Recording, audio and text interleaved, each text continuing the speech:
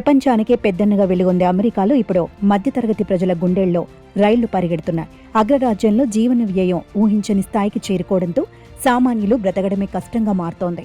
కిరాణా సరుకుల నుంచి కరెంటు బిల్లుల వరకు, పెట్రోల్ ధరల నుంచి నిత్యావసరాల వరకు ప్రతిదీ సామాన్యుడికి భారంగా మారుతోంది. అమెరికా ప్రభుత్వం కొత్తగా విధిస్తున్న టారిఫ్లు, పశ్చిమాసియాలో కొనసాగుతున్న యుద్ధం కారణంగా ప్రపంచవ్యాప్తంగా పెరిగిన ఇంధన ధరలు, ఈ రెండు అంశాలు కలిసి అమెరికాలో ద్రవ్యోల్బణాన్ని అమాంతం పెంచేస్తున్నాయి. ఇది కేవలం ఆర్థిక సంక్షోభమే కాదు, దేశ అభివృద్ధికి కూడా గండికొట్టే ప్రమాదకర స్థితి అని ఆర్థికవేత్తలు తీవ్రంగా హెచ్చరిస్తున్నారు.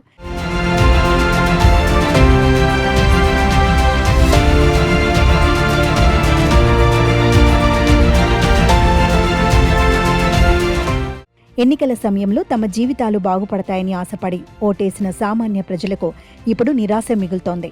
ప్రభుత్వ అధికారిక గణాంకాలు కూడా అమెరికన్ల భయాలను బలపరుస్తున్నాయి. US bureau of labour statistics నివేదిక ప్రకారం ఒక్క మార్చి నెలలోనే ఇంధన ధరలు 10.9% పెరిగాయి. మరీ ముఖ్యంగా గ్యాసోలిన్ అంటే పెట్రోల్ ధరలు ఏకంగా 21.2% పెరగడం వాహనదారులకు ఇబ్బందికరంగా మారింది. ప్రయాణ ఖర్చులు పెరగడంతో సామాన్యులు తమ ఇతర ఖర్చులను తగ్గించుకోవాల్సి వస్తోంది. ఇంధన ధరల పెరుగుదల రవాణా రంగాన్ని దెబ్బతీసి తద్వారా అన్ని వస్తువుల ధరలు పెరగడానికి కారణమవుతోంది.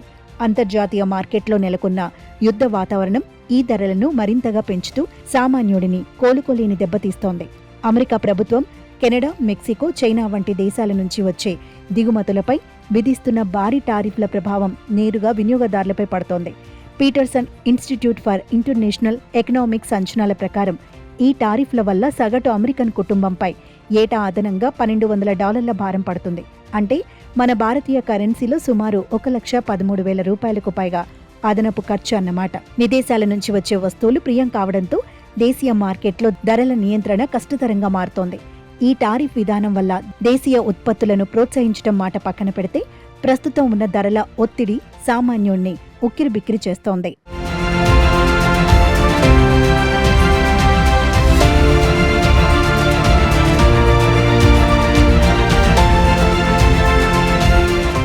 ధరల ఒత్తిడి ఇలాగే కొనసాగితే ద్రవ్యోల్బణాన్ని అదుపులో ఉంచడానికి ఫెడరల్ రిజర్వ్ వడ్డీ రేట్లను గరిష్ట స్థాయిలోనే ఉంచే అవకాశం ఉంది.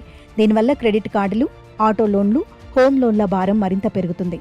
ప్రజల కొనుగోలు శక్తి పడిపోవడంతో దేశ ఆర్థిక వృద్ధి మందగించే ప్రమాదం ఉంది. మరి అమెరికా ప్రభుత్వం ఈ ధరలను ఎలా అదుపు చేస్తుంది?